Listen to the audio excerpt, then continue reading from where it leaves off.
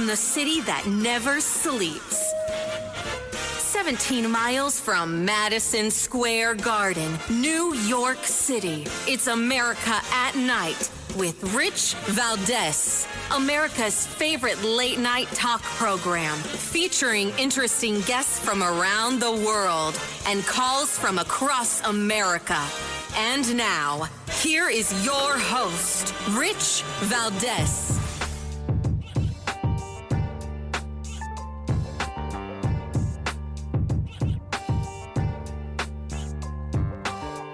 Hi there, good evening, and what's up, America? I am Rich Valdez, Valdez with an S, at Rich Valdez on all of the social media. Welcome to the Friday night edition of the program. We're live, we're national, and I'm looking forward to speaking with you guys about a whole lot of things. The Bible says, ask and you shall receive. You have not because you ask not. So listeners in different markets and different radio stations have asked for this program, and here we are. We're welcoming several new stations this week, and I'm really happy to be in your homes, in your cars, on your airwaves. Thank you for having me. I'm happy to have you on the show as well, and I'm hoping that you'll join our late night national town hall conversation. You know the number for that, 833-4VALDEZ. That's 833-482-5337. And tonight we're going to get into a lot of things like the pitfalls of marriage and a couple of hacks for a more successful marriage. But we're also going to talk about what's going on in Washington with a White House political correspondent that's going to blow the lid off of some of what's going on in the D.C. swamp, as well as a little bit of a roast on the media and some of their most embarrassing moments over the last year and what we can look forward to this coming year. But first, Speaker Mike Johnson. He has won another term as Speaker of the House, and before they opened up the session of Congress to hold this election for Speaker and do the other business of the American people, well, obviously they opened it up in prayer with the Pledge of Allegiance, and that was led by the President of the United States Senate, which is none other than the Vice President of the United States, somebody I like to call Que mala eres, her Vice President, Kamala Harris. And Que mala eres, by the way, means how bad you are in Spanish, and how bad she is indeed. So bad that she forgot the words to the Pledge of Allegiance. And Vice President Harris began the Pledge of Allegiance and literally omitted the flag part of it. Listen to this. Join me in pledging allegiance to our flag. To pledge allegiance to the United States of America and to...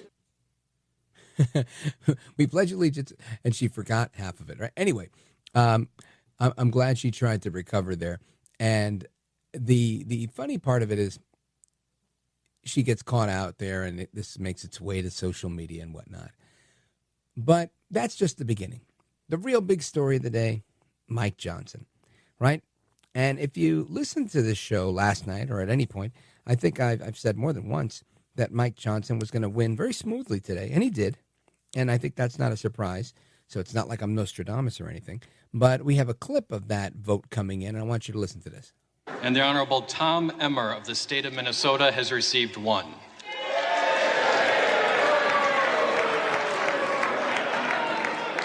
Therefore, the Honorable Mike Johnson of the state of Louisiana, having received a majority of the votes cast, is duly elected Speaker of the House of Representatives for the 119th Congress.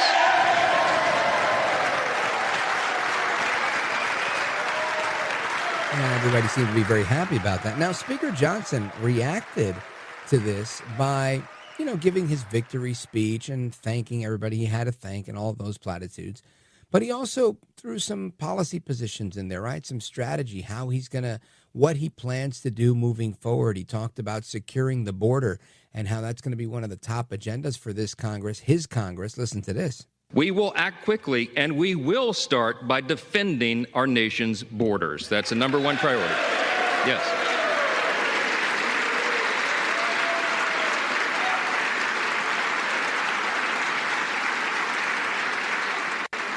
In coordination with President Trump, This Congress will give our border and immigration enforcement agents the resources that they need to do their job. We will secure the border, we will deport dangerous, criminal, illegal aliens, and finally finish building the border wall.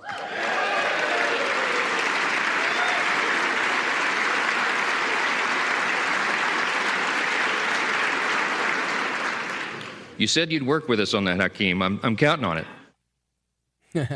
Of course, a little shout out there to Hakeem Jeffries, his counterpart, the minority leader, the Democrat from Queens, New York. And we'll get into Hakeem Jeffries a little bit later.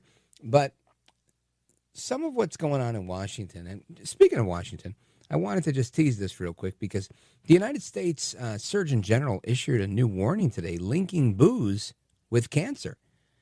And I'm going to just kind of tease that for a little bit later. But I want to get into some good old-fashioned, old-school talk radio on that particular topic. And since we have all these listeners across the country, I'd like for all of you guys to weigh in on this topic on whether or not you're going to cut back on the booze. Now, I'm going to dig into this topic and give you the audio from the Surgeon General and the report on that and everything. But the Surgeon General says you shouldn't be drinking. So I want to know, are you going to stop drinking as a result? Well, believe it or not, there's some numbers on that and, some statistics that I'm going to share with you maybe a little bit later.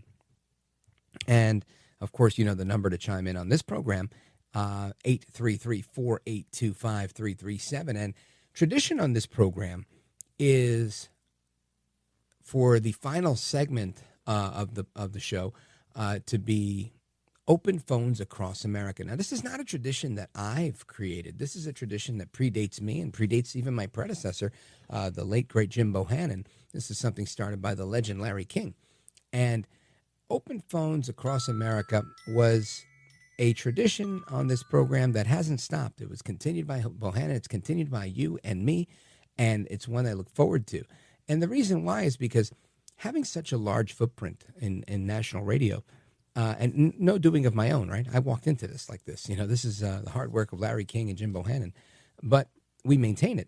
And he talked about it way back when he was on with David Letterman some years ago, maybe 1982 or 84, explaining what it was like to talk to so many Americans from every corner of the country. Now, there's a lot of talk radio out there, and we're on in the late night part, not overnight, but late night. And when you're in late night radio, people oftentimes have the opportunity to weigh in on these things. They don't listen to 15 minutes out of the 3-hour show. They listen to 3 hours out of the 3-hour show, believe it or not. And that's a real blessing. So I want you to hear a clip that I've got from the late, great Larry King about that particular topic. Check this out. After the guest leaves every night and we're doing open phones, you're kind of at the heartbeat of America. You sit there in this radio studio, and suddenly you hear voices. Mobile, Dallas, New York, Miami. And there's kind of a conglomeration of America all in one room. And that really is the magic of what goes on in talk radio, because we're live and we're national. Again, the phone number for that, 833-482-5337. Try to bring you some of the best guests. Try to bring you the best analysis that I can, my own commentary, and, of course, your thoughts and opinions. And I like to fashion this show kind of as, you and me having a conversation, maybe our own little fireside chat, where every now and again I will do a 3-way call to one of my friends in politics or media or something like that, and bring you somebody who knows a lot more than me to give you the skinny on what's going on. And that's what we're going to do tonight with our friend Curtis Houck from the MRC, the Media Research Center, with Susan Crabtree, who's scheduled to join us a little bit later, and others, because this is part of what we do here, is try to have this late night national town hall conversation with you all, we the people, the American people. So we're going to do that. And we're going to do a whole lot of it tonight, and I'm looking forward to having some conversation with you. So keep it locked right here. You know the number, 833-4-VALDEZ. Don't go anywhere. This is America at Night with Rich Valdez.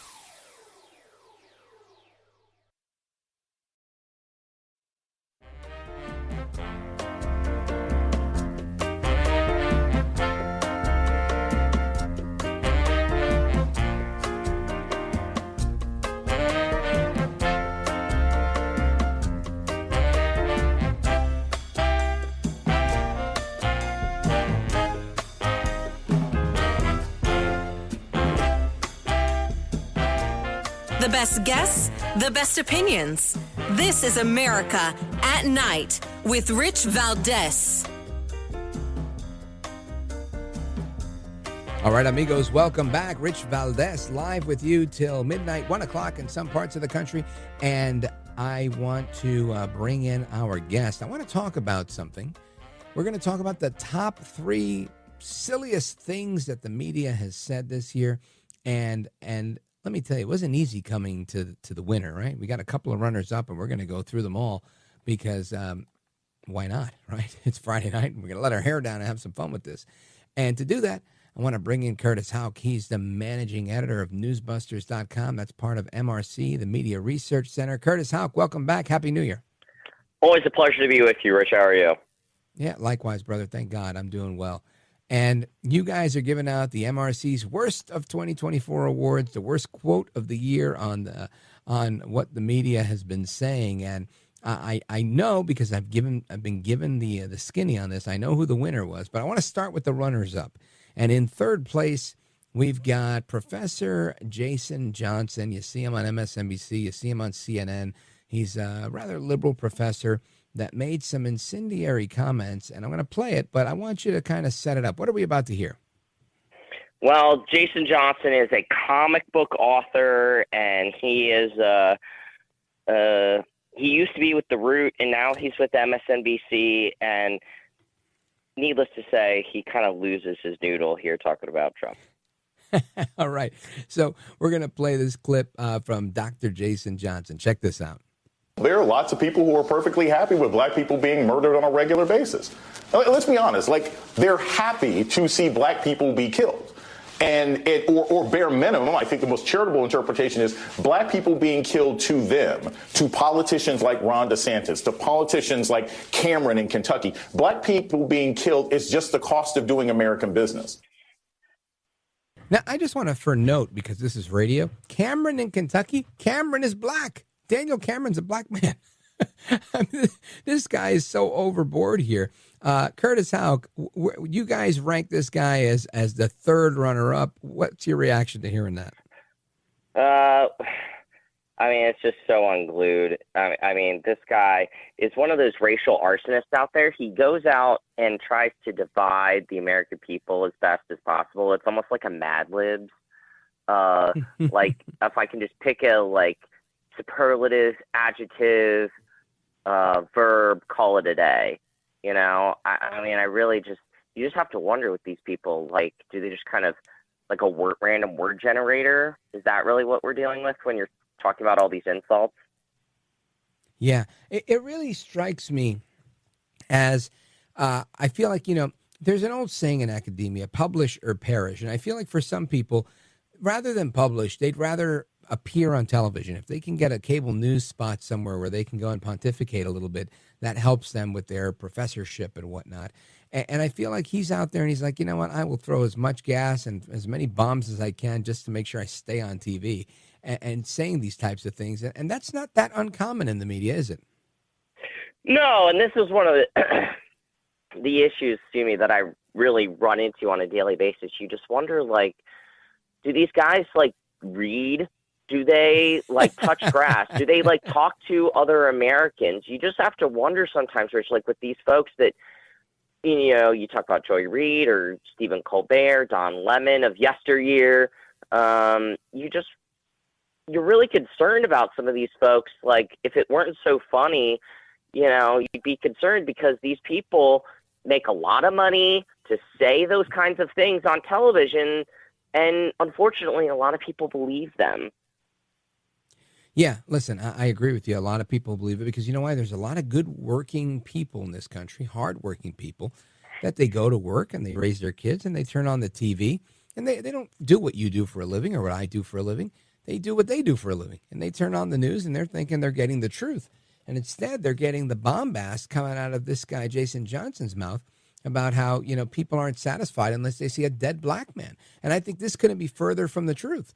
Now, I'm not going to say that there may not be some people somewhere that may relish in that, but by and large, I don't think I've ever met somebody that's looking for that in the news, and I don't believe that's the case for most Americans. Do you? No, and I don't think so at all. And, these people, you just really, again, wonder, like, who do they spend their time with? These folks are stuck in academia. Like, a lot of these folks are. Jason Johnson, Joy Reid. You look at people like Sonny Hostin, whose husband's a doctor in New York, one of the New York University hospitals. Her son goes to Harvard.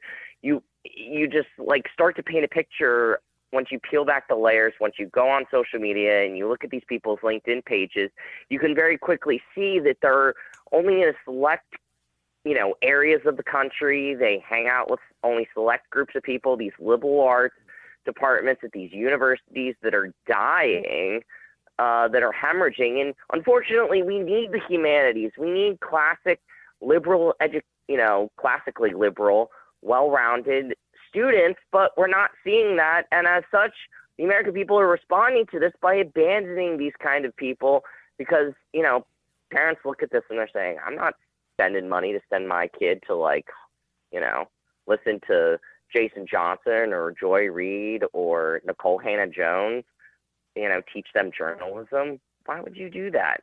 Learn to code. Yeah, right. Learn to code.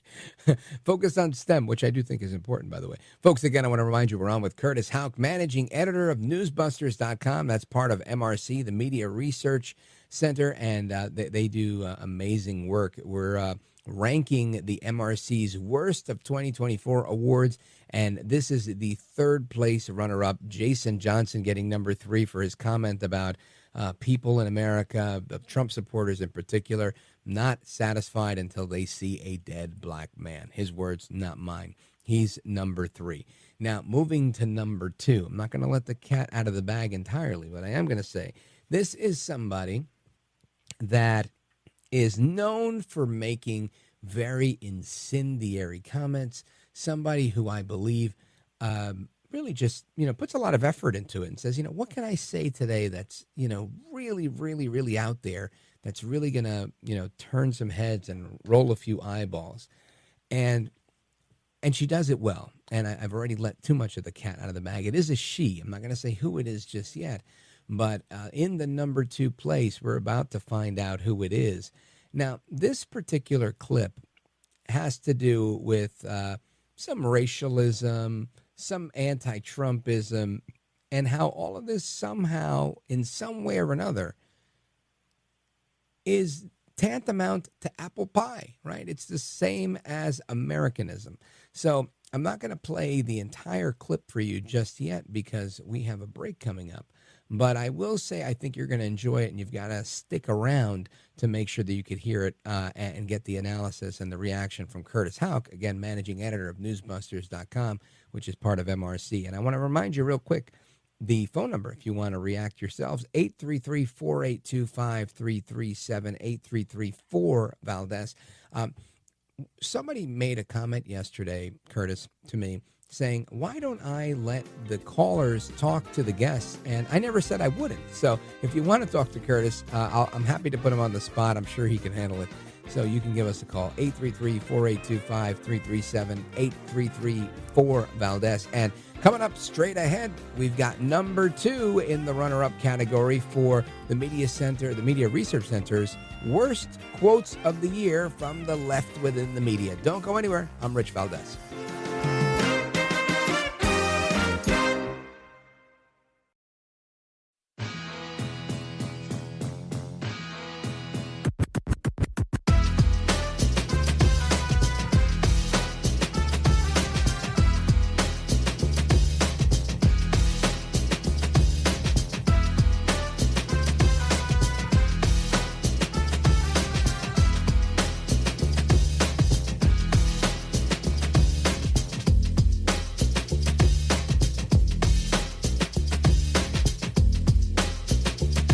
You are educating the public, and the public is getting good information if they listen to your show. America at Night with Rich Valdez.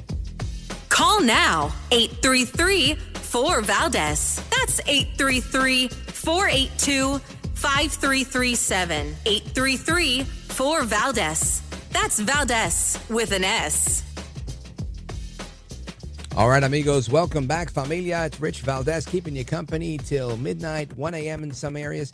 And I want to remind you that we're counting down the worst quotes of the year from the media to give them the MRC's 2024 Worst Quote of the Year Award. Of course, the MRC being the Media Research Center. And we've got the managing editor of Newsbusters.com, which is part of the MRC. Curtis Houck is with us. And of course, we just talked about the number 3 position. That was Professor Jason Johnson saying that Republicans, Trump supporters, are not satisfied until they see a dead black man. These are his words, not mine. And that was number 3. Well, in the number 2 position, we have someone whose name is as oxymoronic as it could be, Joy Reid from MSNBC. She's talking about how 2 brothers, in her mind, colluded to kill a black man, to go after a black man, because this is as American as apple pie. Listen to this. Now, if you have a heart, what happened to the 29-year-old father, skateboarder, FedEx driver, and amateur photographer should outrage you. It should shock and disgust you, as should the so-called brothers who chose to behave like a little blue gang rather than as black men. But it damn sure shouldn't surprise you. What happened to Tyree Nichols was as American as apple pie. That's Joy Reid in the number 2 spot. Joy Reid, MSNBC. Curtis Houck, what say you? Well, considering Joy Reid tonight, she's already made an entry into the worst of 2025 because just a few hours ago, she went out and argued that U.S. soldiers are basically ticking time bombs, future mass shooters. Oh my so we've got that going on right now. She said I got the quote here. They are mass casualty offenders. Military service turns out to be the single strongest individual predictor of becoming a mass casualty offender, far outpacing mental health issues. I mean, this is just gross kind of stuff. So it makes, of course, perfect sense that she would just hurl all sorts of incendiary claims about, what 2 brothers are up to and what police do with their free time, in her opinion. Unbelievable. Now, if that weren't bad enough, Curtis Houck, we and her contribution to the 2025 list, we've got the 2024 champ lined up, number 1. Now, this one I think is particularly special because the winner last year, who was the winner last year? Joe Scarborough. And he won the Brian Stelter Memorial Award for the worst quote of the year. Is that right? Mm-hmm. Well, I don't have last year's quote, but I do have the entrant for first place this year. And I got to say, it's right on theme with the other 2 clowns and what they had to say about just trying to stoke racial flames and division everywhere they can. And it's none other than Joe Scarborough, host of The Morning Joke on MSNBC. I want you to listen to Scarborough's comment on this one. Check this out. I've spent a good bit of time with Joe Biden. He's far beyond cogent. In fact, I think he's better than he's ever been. Intellectually, analytically. Start your tape right now because I'm about to tell you the truth. And F you if you can't handle the truth. This version of Biden, intellectually, analytically, is the best Biden ever. Not a close second. And I've known him for years. The Brzezinskis have known him for 50 years. If it weren't the truth, I wouldn't say it. Woo, hands down, that is the number 1 winner. Drum roll. Joe Scarborough of The Morning Joke. He says that if this weren't true, he wouldn't say it, winning the first place. Now, listen, this was no small task, right? This was a big deal for you guys, and it wasn't just you, Curtis Houck, from what I'm reading here. It was the president of MRC, Brent Bozell, your vice president for research and publications, Brent Baker, as well as Tim Graham, executive editor, Jeffrey Dickens, and yourself, all boiling down all of these biased outbursts from the lefty hosts. And what did it take to come up with Joe Scarborough being the winner here for 2 years in a row? Well, I think the defining feature of this year, or 2024, last year now, Rich, is Joe Biden's mental decline. Yes, Donald Trump becoming victorious in the presidential election. A lot of us were predicting this, but the depth in which Joe Biden would fail publicly and to the point where the left could no longer ignore it is a generational scandal that we will continue to look back on in shame at our supposed, truth tellers in the media. And so this example of Joe Scarborough back in March 6th, in particular after Super Tuesday votes, just really encapsulated all of this. Joe Scarborough, Joy Reid and Jason Johnson are like true believers, Rich. But I like to think of Joe Scarborough as one of those people who may not believe everything he's saying, but he's trying to will it into existence. And he's so high on his own supply that I feel like he thinks he can. And that's what he's trying to do here because he's such a pompous prick. Unfortunately, as you know, you've been around long enough, he used to be an actual conservative who spoke at our MRC galas in the past. But now look at him. What a sad man. Yeah, Republican congressman from Florida. And, I don't know what happened to him. I guess, he couldn't make it on our side and said, I need money. And he became a rock star on the other side.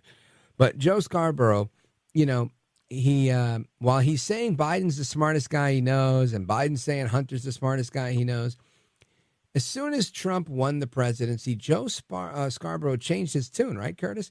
And him and Mika were there trying to kiss Trump's ring and get an interview. Listen to this.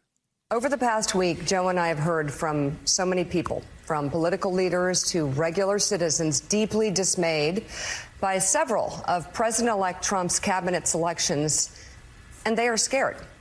Last Thursday, we expressed our own concerns on this broadcast and even said we would appreciate the opportunity to speak with the president-elect himself. On Friday, we were given the opportunity to do just that. Joe and I went to Mar-a-Lago to meet personally with President-elect Trump. It was the first time we have seen him in 7 years. Now, we talked about a lot of issues, including abortion, mass deportation, threats of political retribution against political opponents, and media outlets. We talked about that a good bit. And it's going to come as no surprise to anybody who watches this show, has watched it over the past year or over the past decade, that we didn't see eye to eye on a lot of issues, and we told him so. We told him so. It sounds like he told you so. He won and you got spanked. Anyway, Curtis Houck, does it surprise you, their duplicity, we want to go and talk to him and express concern? No. I mean, this is them trying to save their own tails. Reporting has insisted just as much. I mean, I believe it's Puck News. I believe either Oliver Darcy or Brian Stelter has said this. I mean, really, it's as clear as day. And, if you look at the fellow MSNBC liberals out there, they have every right to be upset. You think about it, they shovel all kind of nonsense about Donald Trump being a threat to democracy. He's basically going to put us all in camps. And then you go down there to talk to him and you think, oh, well, this isn't great. What did you sell us? Yeah, exactly. Now, what's interesting is that I feel like just like you've got Scarborough and Brzezinski changing their tune, you've also got CBS News changing their tune with their legal people coming on the air and basically admitting that, we screwed this thing up. We didn't even report Biden's mental decline well enough. Listen to this one. One of the things we also do in the year-end correspondence roundtable is dig into what was undercovered or underreported. Jan? Undercovered, underreported. That would be, to me, Joe Biden's obvious cognitive decline that became undeniable in the televised debate. At the presidential debate with Donald Trump. Unquestioned. And, it's starting to emerge now that his advisors kind of managed his limitations. It's been reported in the Wall Street Journal for 4 years. And yet he insisted that he could still run for president. We should have much more forcefully questioned whether he was fit for office for another 4 years, which could have led to a primary for the Democrats. It could have changed the scope of the entire election. Yet, still, incredibly, we read in the Washington Post that his advisors are saying that he regrets that he dropped out of the race. You know, that he thinks he could have beaten Trump. And I think that is either delusional. She's right. Delusional, or it's a straight out lie, because, and that's Jan Crawford, a legal person at CBS News, because they're realizing, you know, we got duped. Now, I don't know if they're realizing it, Curtis Houck, or they're just trying to, you know, not look like they have so much egg on their face. What say you? Well, yeah, I mean, I would say Jan Crawford overall is one of the better eggs out there when it comes to things at the Supreme Court. She's probably the last mainstream media correspondent that I actually have to worry about. And I believe it was 2023 or at the end of 2022, one of these year-end shows on CBS, Face the Nation, her underreported story of the year was schools and COVID, what it was doing to children. And the rest of the panel was like, oh my gosh, what? Wow. So I think this is par for the course. And you should know, too, that she also stood up for Tony DeCopel when he went through his little struggle session that he was forced into after he told Ta-Nehisi Coates, you seem to think Israel's a terrorist state. That's not a good thing. Yeah, amazing, right? And let me tell you, this Tony DeCopel, probably one of the consistently left-wing people on the program, says one thing positive about Israel. Now he's like a Trumper. They treat him like he's wearing a red hat to work. It's just amazing to me. Unbelievable. Yeah, exactly. Yeah, he's an interesting guy. I mean, his ex-wife and teenagers live in Israel, so things are personal for him. He was famous too for before COVID. He went to a mall and took a pie and tried to explain socialism to everybody. It went about as well as you'd expect. I bet. Curtis Houck, I want you to tell everybody how they could learn more about the work that you guys are doing, and not just, you know, the fun that you're having giving out the Brian Stelter Memorial Award for Worst Quote of the Year, but all the rest of the really serious news-busting work that you're doing. Yeah, newsbusters.org, newsbusters.org, at Newsbusters on X, at the MRC on X, and I am at Curtis Houck, Houck. Outstanding, brother. Well, I appreciate you being here. Godspeed to you. Keep up the good work. We'll talk again soon. Happy New Year, brother. Thanks, Rich. You bet. All right, folks, we're going to continue with your phone calls and a couple of more clips that I want to play for you. And, Open Phones Across America is coming up. Don't go anywhere. This is America at Night with Rich Valdez. Call now, 833-4-VALDEZ. That's 833-482-5337. 833-4-VALDEZ. That's Valdez with an S.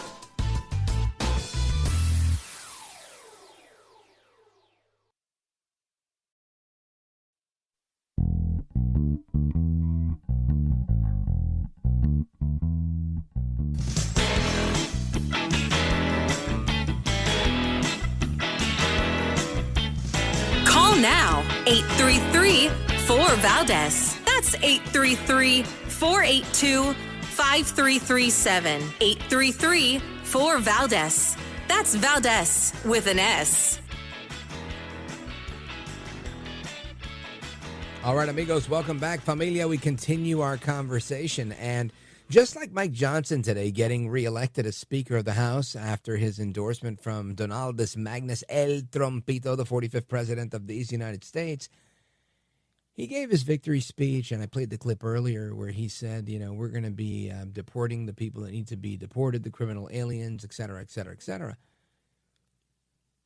But that's just part of it, right? I mean, there's also the operational end of it, the strategic end of it, and President Trump has talked about the strategic side of it. But when it comes to the nuts and bolts of getting it done, they've put it in the hands of the border czar. That's right, former ICE chief Tom Homan. And he weighed in today with some thoughts on exactly what's going to happen day one. Listen to this. Most terrorists in this world aren't in any database. Unless they're a part of a T3, unless their chatter was caught on a wire, unless they were encountered on a battlefield by DOD and a retina scan or biometrics, biographics were done, we don't know who most terrorists in this world are. And under this administration, the Biden administration, they're concerned about one thing. Optics. All they care about is the optics of this crisis. They've been telling Border Patrol for 4 years, process quick, release quick. Because if there's no overcrowding, everything's fine. We can keep saying a secure border. And when you process quickly and release quickly, you don't have time to do a proper investigation. You don't have time to go through the pocket trash and find out what intelligence is there. You have time to deep dive investigation, actually interview this person. You don't have time to wait for the FBI vetting to even come back. Several times this past year, they released people so quickly that after they released, as you know, you and I talked about this story, several times they came back hot after their release several days later. So this administration is all about quick process and release. However, the Trump administration, President Trump, the game changer who secured the border's highest level ever, we're going to end catch and release. And that means we got time to investigate these people and do a deep dive on everybody. That's Tom Homan saying we are going to end catch and release. And this is important. I think equally as important is some stuff he said the other day, and I don't have to replay it for you, but I'll just remind you, which is Homan indicated that, and Trump himself on many occasions, that if we don't slow down the flow of drugs into this country and the flow of cheap labor through the slave trade, right, of undocumented workers and child trafficking for the sake of labor and other illicit activities, that he would label and treat Mexico and the cartels as terrorist organizations, using the full force of the United States, the way they go after terrorists. And I think that sends a strong message. And that's why, last week or the week before, it was reported that Mexico is now building 12,000 migrant shelters to start taking in all the people that are going to be repatriated with their countries and going by way of Mexico as kind of like a clearinghouse. If they're going back to El Salvador, Guatemala, Honduras, they will be passing through Mexico, and Mexico is, to date, playing ball with the governor of Baja saying, absolutely, we should take Trump at his word. He's a former president. He knows what he's doing, and we have no reason to believe he's lying when he says that. So the world is taking Trump seriously. I think the Democrats should as well. There's some other news, but I'm going to take a pause right here. We're going to come back. This is the final segment. Of course, open phones across America. If you want to sound off, feel free. 833-482-5337, 833-4-VALDEZ. This is America at Night with Rich Valdez.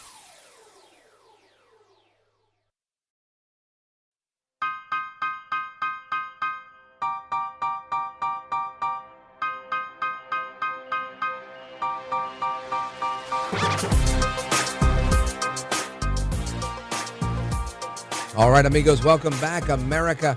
And again, our phone number, 833-482-5337. Before we do any of that, though, I want to just remind you, there's a lot to come, even though we might be pausing right here. There's still plenty to come.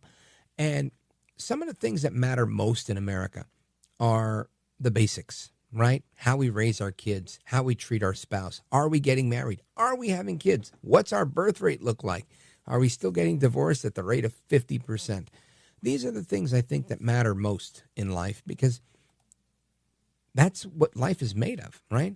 I also want to talk about what's going on in California and Gavin Newsom. I feel like he's in the headlines every day, and I don't pay enough attention to him, so I want to dig into that a little bit. Anyway, folks, we're coming back. The conversation always continues. 833-482-5337. In Radioland, for some of us, we bid you adieu. For others, we're welcoming you to another brand new hour. So keep it locked right here, folks. I am Rich Valdez. Hasta la próxima. Take care, Godspeed, and don't move a muscle at the same time. Don't go anywhere. I'm Rich Valdez.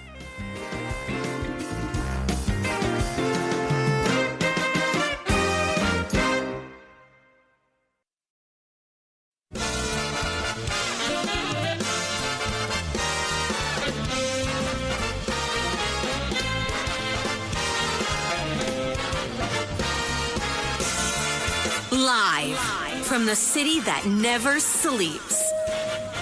17 miles from Madison Square Garden, New York City. It's America at Night with Rich Valdez, America's favorite late night talk program, featuring interesting guests from around the world and calls from across America. And now, here is your host, Rich Valdez.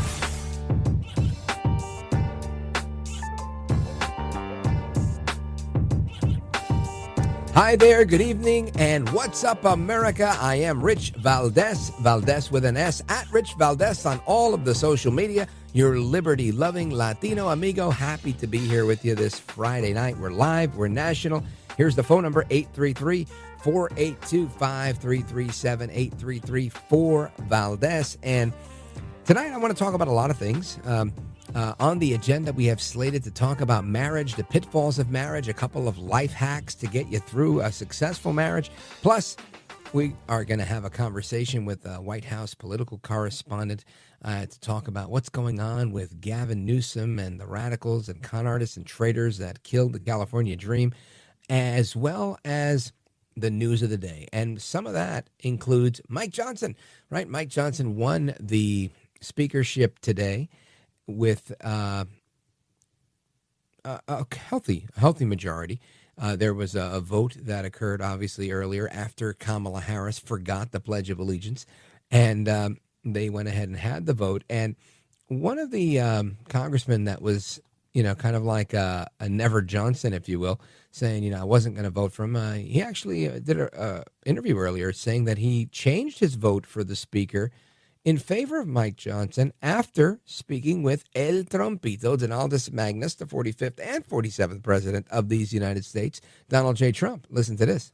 And I know we had a slim majority, but that's over with now. What we wanted to impress with him yesterday was, are you going to fight for these things that we've been asking and suggesting for, like a balanced budget, like offsets, like really get behind all of the Trump agenda. I knew President Trump was supporting Mike Johnson. He called, and we had a great conversation.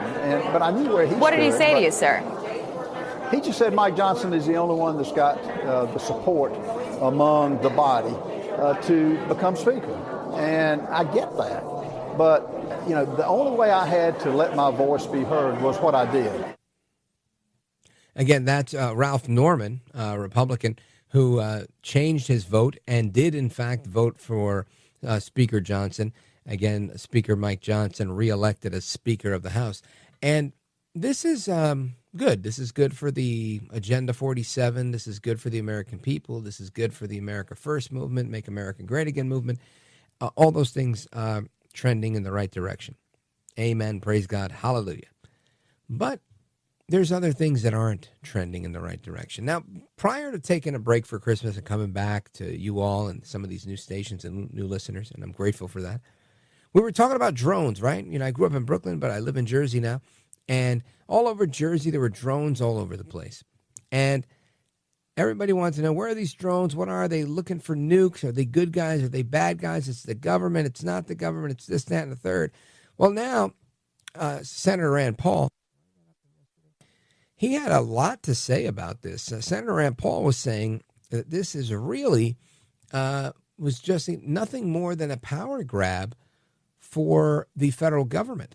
That, in fact, the federal government used all of this as a ruse, if you will, to now put out a bill saying that they want to monitor your cell phones and monitor air traffic and monitor everything with respect to drones. Because, if it's a drone, it might be up to no good. Kind of like saying, shoes were innocent until Richard Reed, the shoe bomber, came along, and now nobody can wear shoes at the airport, at least while you're entering the airport. And I don't know if this is accurate or not, but I do know that I don't want to lose any more of my liberty. Listen to this. The bill before us would grant law enforcement significant authority to intercept private electronic communications without consent. For example, the bill would allow the government to conduct dragnet surveillance of the phones innocent Americans traveling through U.S. airports as long as the government claims they are doing it to neutralize a drone. So in order to look at the information that might be coming to a drone, it may be that you capture all the information of everybody surrounding an airport or everybody who lives near an airport. Once you have all that data, what are the assurances that the government isn't looking at your data in addition to the data that may be related to flying the drone? This is not just about security. It's about unchecked government overreach. It's about capitalizing on fear and media-driven hysteria to jam through sweeping legislation that could violate the civil liberties of American people. Congress has a constitutional responsibility to serve as a check on the executive power, not as a rubber stamp for it. The federal government already has the power to deal with drones. The federal government already has the power to stop any drones that are in airspace around airports. The federal government already has the power to protect its air bases. So if there is a significant problem here, the Biden administration needs to come forward and let us know, who are these drones? Who's operating these drones? What is the federal government doing to protect either airports or bases from this? What are they doing? That's what I want to know. What are they doing, and has the world become any safer with Joe Biden and Kamala Harris in office? Of course, you and I know it has not.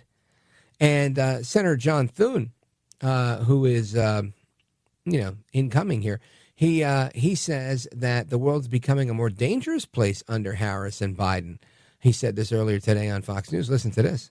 It is a dangerous world, Sandra, and it's become increasingly dangerous as a result of failed policies of the Biden-Harris administration and a lack of strength projected on the global stage. As a result of that, you see what's happening in the Indo-Pacific. You see it in the Middle East.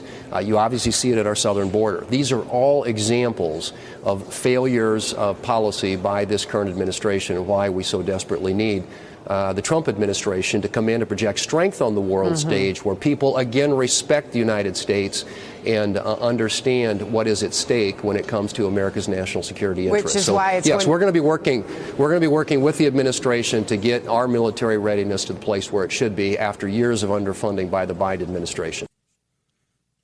Again, that's Senator John Thune, Republican from South Dakota, and he's right. The world has become a way more dangerous place. We're seeing it play out in real time. We're seeing car bombs in front of Trump Tower in Vegas. We're seeing the plowing down of people in New Orleans and so many other things. A woman getting set on fire not far from where I am right now in New York City, right on a subway. This woman was only 57 years old. Some say she was homeless. Some others don't. Some white lady burned by an illegal immigrant from Guatemala. And he stayed there to watch from an adjacent platform. I mean, just really sick stuff that's going on. And all things point to the world's a more dangerous place because of Joe Biden. We've got drones everywhere. We've got illegal aliens, criminal aliens, not just people who are looking to work here. We're talking about people that are here to hurt us, all over the place. And we're still days away, right? 17 days away from Trump taking power. And it's great that he's coming in, but we still have another 17 days, plus all the days it's going to take him and the administration to catch up. But what comes to mind is something I heard on the Sean Ryan podcast. We had Sean; he's a colleague of mine from Westwood One. He has a podcast on the network, and we had him on the show a few months back. And I saw a clip of him discussing an email that's been released about the Tesla bomber. And it was very interesting. Guys talking about these drones. Maybe not the ones that, Rand Paul was talking about, but drones in general, saying that the only countries that have these capabilities for these unmanned drones are the United States and China. And that this is the future. And I think we've known this, right? Since the Obama years, it was nothing but drone strikes, because the days of the F-35 and the F-15 are not like they were, right? The World War II bombardier, it's not the same.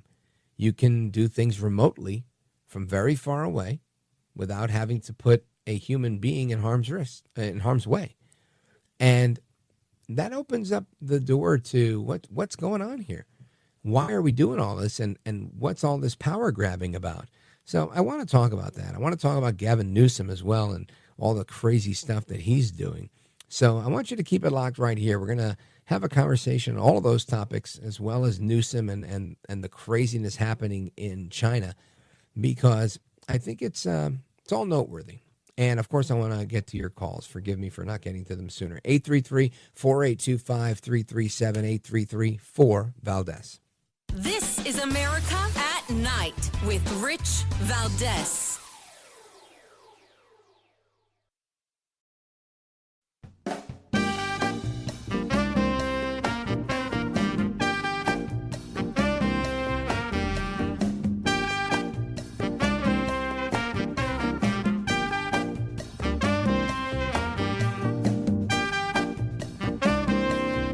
Well, thank you, Rich, and thank you for everything. I know you very well, and I listen, but I have a lot of people that listen, and they love your show, and I appreciate it very much. America at Night with Rich Valdez.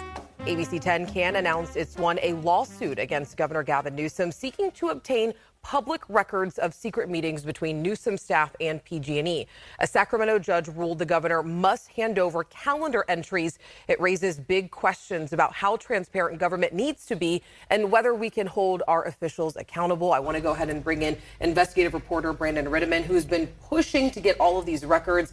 And you are still looking for facts about a story that you actually brought us last spring, right? Yeah, we do know that Governor Newsom's cabinet secretary, Ann Patterson, had at least one meeting with PG&E in May of last year. Today, we know there were multiple meetings with PG&E that month. We don't know if it was 2 meetings, 50 meetings, but we do know the meetings happened around the same time. PG&E got out of trouble after being accused of severe safety violations that caused the deaths of 4 people. That is a report from ABC 10 in Sacramento. And that's what a lot of people are still talking about in California. This scandal with Pacific Gas and Electric in over on the West Coast. And I want to get to the bottom of that with somebody who knows exactly what's going on. Susan Crabtree, she is the White House and national political correspondent for RealClearPolitics and the author of Fool's Gold, The Radicals, Con Artists, and Traitors Who Killed the California Dream and Now Threaten Us All. And that's forthcoming this spring. Susan Crabtree, welcome back. Well, thanks so much for having me. You bet. Now, I want to hear a little bit about this. I want to get your take on it. Obviously, you've written the book on what's going on with the lefties in California. And, I honestly don't have my finger on the pulse of this particular scandal because there's so many things that come out of California. So bring us up to speed. What is going on with Newsom and PG&E? Oh, PG&E is a monopoly in California. It has spread its largesse that it should have been using to take care and prevent wildfires by updating its equipment and cutting down, trimming vegetation next to its equipment, but instead it has spent $4.5 billion to profit sharing for its shareholders, and it has spread money all over California and the politicians, including more than $700,000 to Governor Newsom and his wife, Jennifer Siebel Newsom's documentary films that are gender justice films that are promoting transgender policies in schools across the country. And they even went so far as to hold one of those films, debut it in the PG&E building in downtown San Francisco. That's how close the industry is to Gavin Newsom and his wife. And that's the tip of the iceberg. We have a new rate increase for gas prices from PG&E. That's 5 million customers, and mainly central northern California. And it's basically a monopoly that gets to do whatever it wants because it's greasing the wheels of the top politicians in San Francisco. Willie Brown, as you know, notorious Willie Brown. Oh, yeah. The former Speaker of the Assembly and the State Assembly and the former mayor of San Francisco that, as you know, undermined Kamala Harris's campaign and it's been a thorn in her side because she had a very open affair with him for many, many years, and he was her benefactor and political mentor in San Francisco politics. He said he's always so happy when PG&E calls him, he told the New York Times, because it always means there is a invoice involved for him. There's always a check attached to it. And I mean, Correct. and there's also the negligence and everything they've done, with not doing what they say they're going to do for the people, but, cutting these deals with politicians. And it seems like par for the course with a lot of organizations that try to be chummy with politicians. But I think this one's particularly egregious because it's such a big utility, no? Yes, it's absolutely one of the main monopolies. We have just a few utility companies in California for serving 40 million people. So there's also SD&E, San Diego, Gas and Electric, and which is owned by Sempra, and that's a sort of for Southern California. And then you have PG&E mainly serving Central and Northern California. It is a monolith, and what the judges, it was found guilty for 84 instances of manslaughter in 2020 for one of the major fires that occurred, the Camp Fire, that devastated the city of Paradise, unfortunately named now.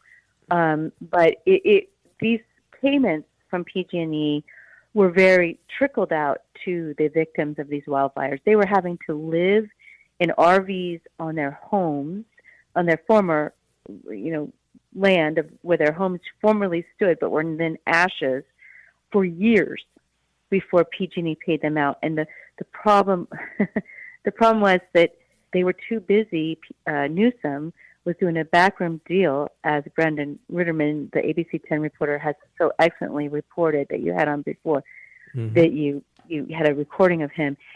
He won the Edward R. Murrow Award for his reporting on this, and it is outstanding. And I did cite many of his reports in my book. PG&E and Gavin Newsom. Now, Newsom hired lawyers, charging the taxpayers tens of millions of dollars to do a bankruptcy deal for PG&E that kept them alive. They could have been split up and become, more regional utilities, or they could have split the gas and the electric off. Right. But they didn't.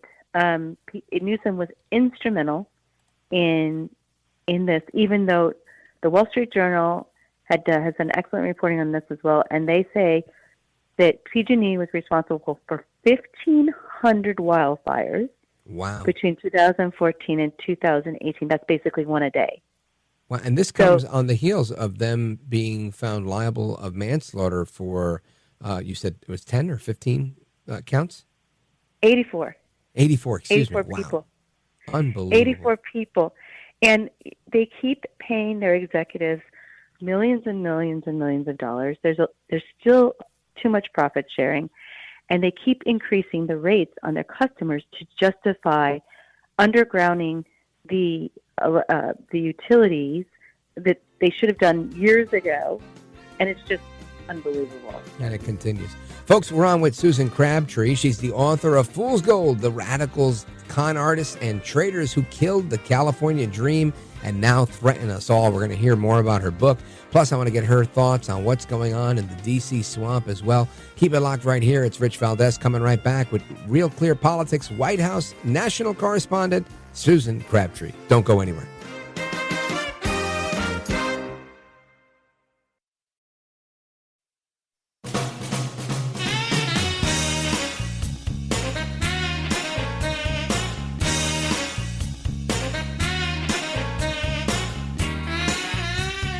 You have experience and skills in interviewing, or you wouldn't be on your program. America at Night with Rich Valdez. 2 months ago, the American people elected Donald Trump as the 47th president of the United States of America.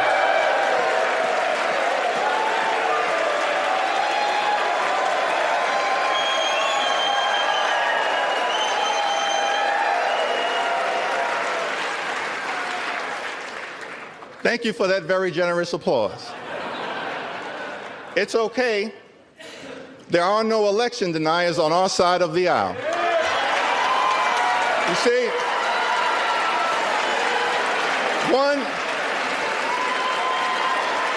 One should love America.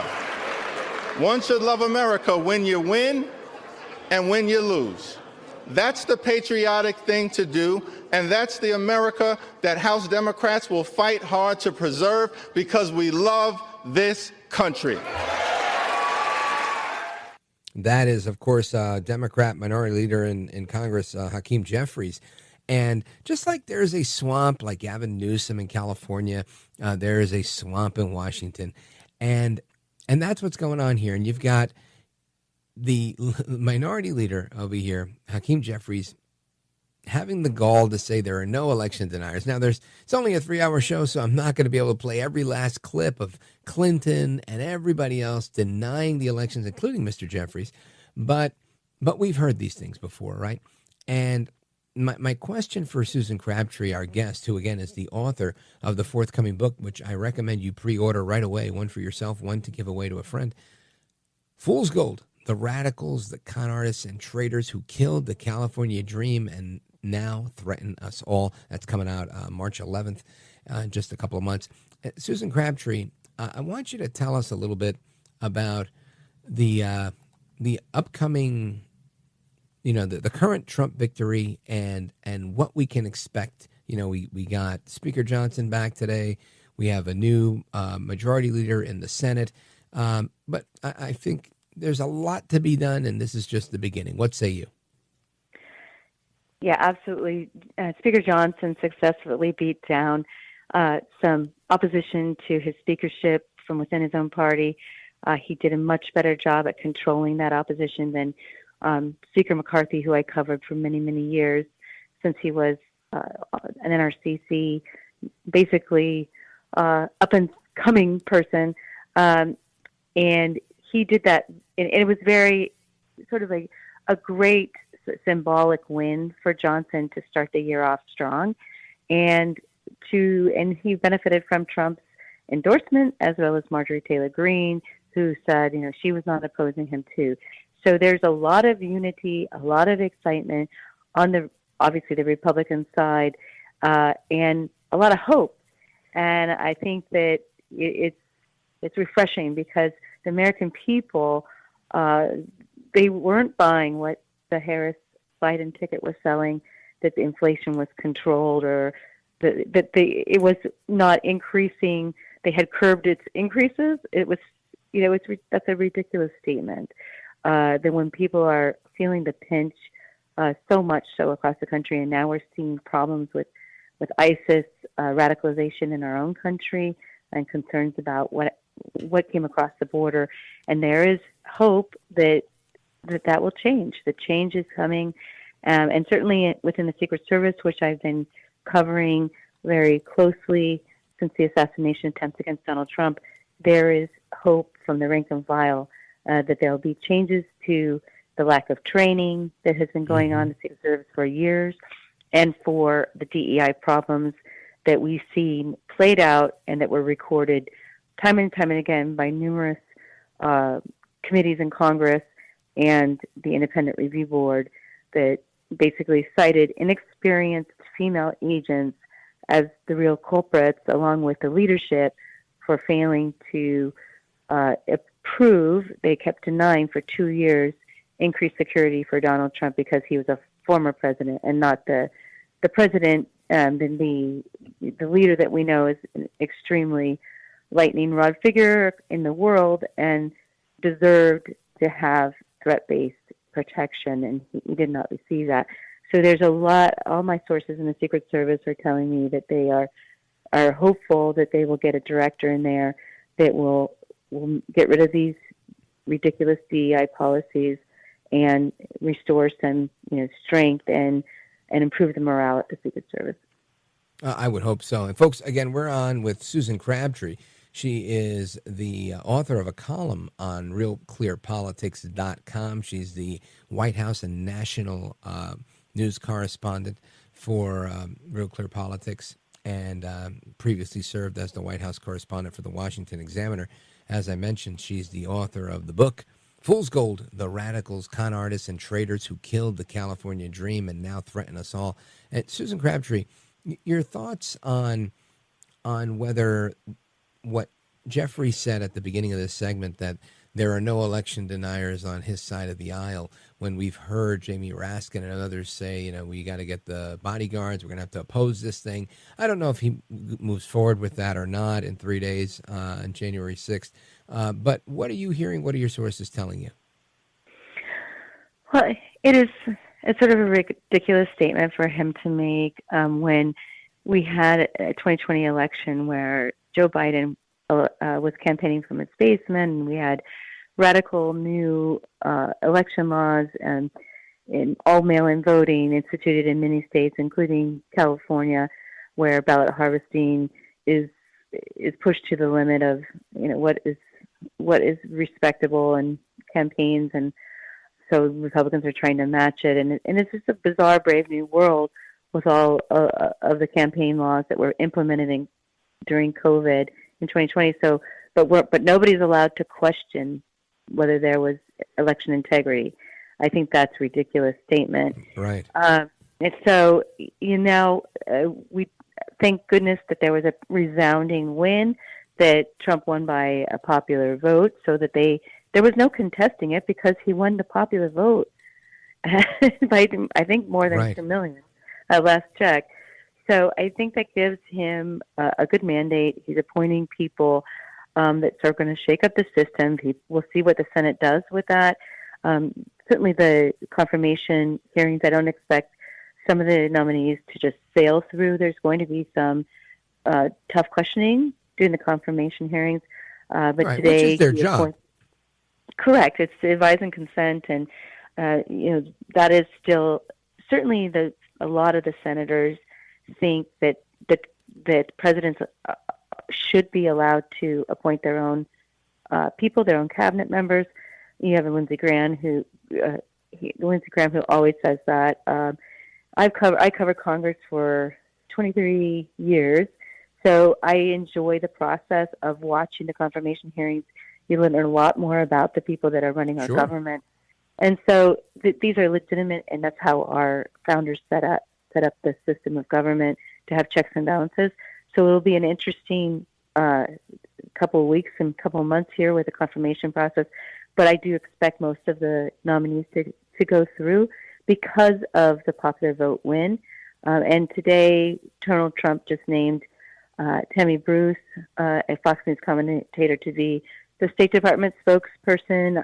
That is really going to shake up those very dreadful and boring State Department briefings that I've listened to for and been a part of for many, many years. And Morgan Ortagus as a special envoy for the Middle East peace process, which is in desperate need of peace. So I'm thinking this transition time, this period of change, is going to be one that gives some hope to the American people.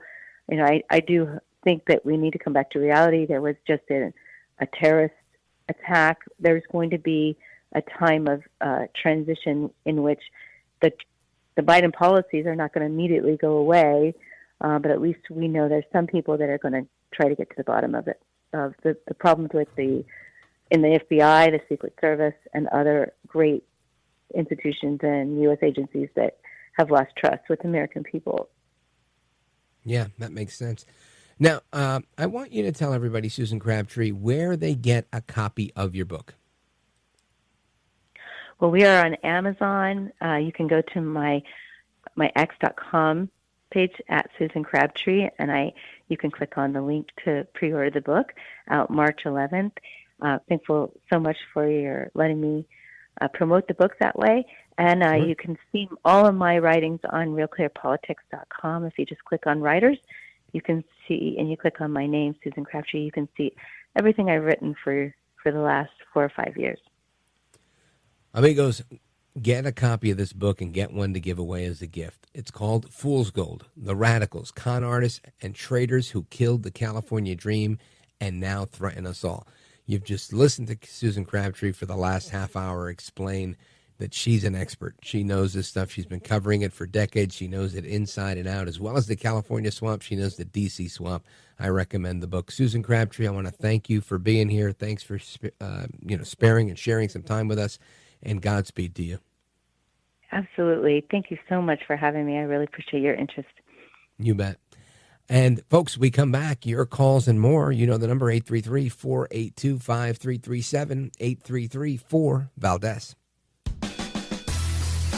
This is America at Night with Rich Valdez. Call now, 833-4-VALDEZ. That's 833-482-5337. 833-4-VALDEZ. That's Valdez with an S.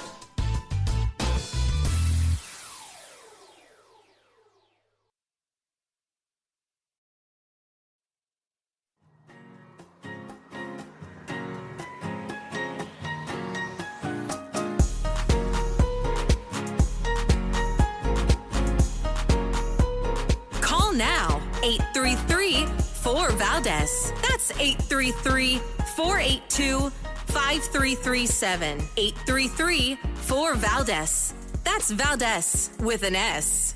Since 1988, alcohol sold in the U.S. must have a warning label mentioning drinking may cause unspecified health problems. Now, U.S. Surgeon General Vivek Murthy wants to take it a step further by adding a specific warning about cancer to alcohol labels. His advisory mentions Ireland as an example. That country will soon require labels reading, "There is a direct link between alcohol and fatal cancers." People will drink alcohol and they should know the risk. Dr. Howard Ross with Hackensack Meridian Health says research clearly links alcohol consumption to increased risk of at least 7 types of cancer, including breast cancer in women. But the take home is that less alcohol is better than more alcohol.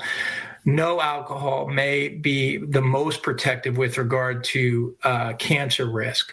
Do you think warnings on alcohol containers would make a difference? I think it does increase awareness, yes. It would take an act of Congress to add a cancer warning to booze bottles. The Surgeon General thinks it would help reduce the estimated 20,000 cancer deaths each year linked to alcohol consumption. Tony Aiello, CBS News, New York. So again, this is an advisory that was issued today by U.S. Surgeon General Vivek Murthy. And this is a pretty big deal because until now, I think this wasn't really conclusive. But now apparently they have this study. And this is a pretty big deal here, right? And I'm interested in knowing what the impact is going to be, what it's going to look like. And my question for you all is this going to get you to stop? Right? Is anybody listening right now saying, yeah, I'm definitely not going to drink anymore because this increases my chances of cancer? I don't know if that's going to stop people or not. I don't know if it stopped people when they started putting warning labels on cigarettes.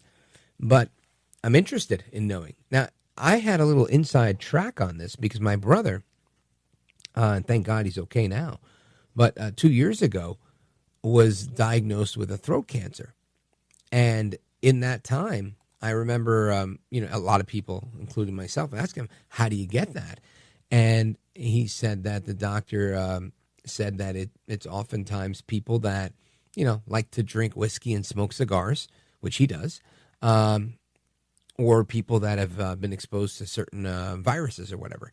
And I didn't realize that, that could be a thing. Right. So I was like, wow, I didn't realize that, I don't know why, but I always thought, if you're not inhaling cigar smoke, it's just, kind of puff, why would it cause that type of damage? But I guess, that's my own naivete, my ignorance. But my point here is that it was the combination, the whiskey and the cigar, not whiskey per se, but drinking. And I thought, oh, wow, I didn't know that. And now here we have this report that's come out this advisory from the Surgeon General. And I think this is interesting. And I got a couple of numbers here in front of me that I want to share with you. And we're going to get into this in the, as the show goes on, because I do want to get your thoughts on it. But this new advisory is, supposed to help people slow down their drinking or stop it and dispel any notion that alcohol is harmless. And here's a quote from Murthy's statement. Alcohol is a well-established preventable cause of cancer, responsible for about 100,000 cases of cancer and 20,000 cancer deaths annually. And they just mentioned that in that report, but those are serious numbers, right? It's not like 5 or 10. talking 20,000 people die, which is more than the amount of people that die in alcohol-associated traffic car crash fatalities. So think about that. The amount of people that die from drunk drivers is less than the amount of people dying from cancer related to alcohol. That's an interesting thing. He says, yet the majority of Americans are unaware of the risk. So I'll probably end up bringing in one of our medical doctors, to kind of comment on this, because I think this is interesting. And roughly 70% of Americans who consume alcohol, they are confused as to whether an occasional drink is good or bad for their health. Only 45% of Americans that were surveyed by the American Institute for Cancer Research back in 2019 said they believe that drinking alcohol caused cancer. Now, I would have been one of those people. I'd say, I love me some red wine. I don't think that that's going to give me cancer. But according to this, it may.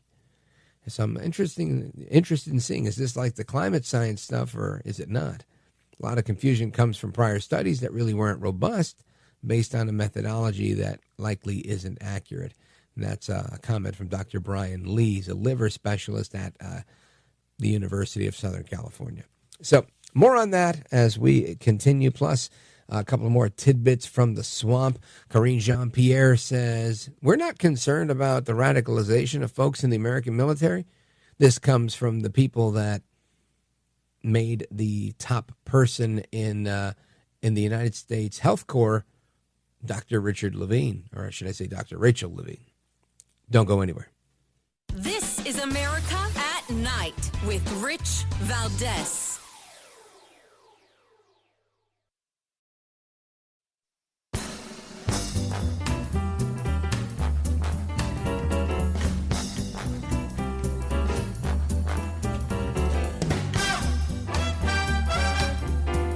Look at Rich Valdez. He's now a radio host, and he's a great radio host. America at Night with Rich Valdez.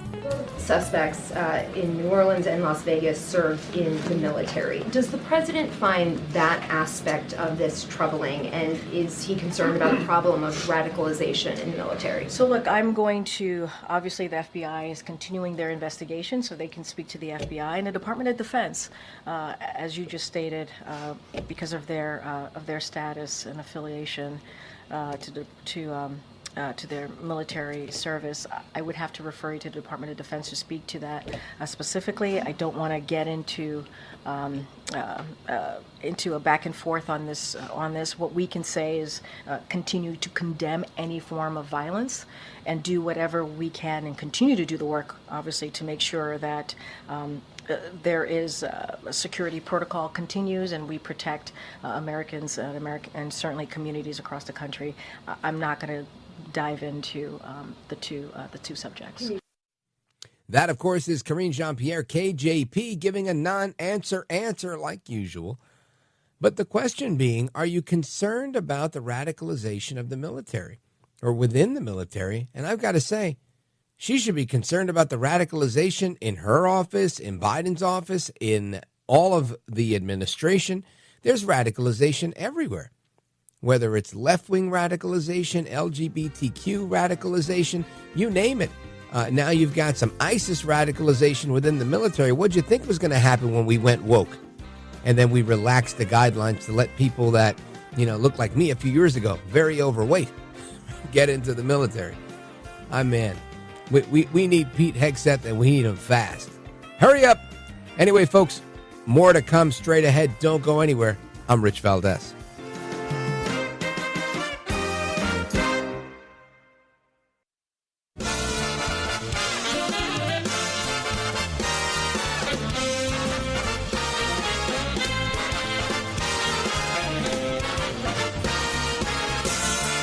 Live from the city that never sleeps. 17 miles from Madison Square Garden, New York City. It's America at Night with Rich Valdez. America's favorite late night talk program featuring interesting guests from around the world and calls from across America. And now, here is your host, Rich Valdez.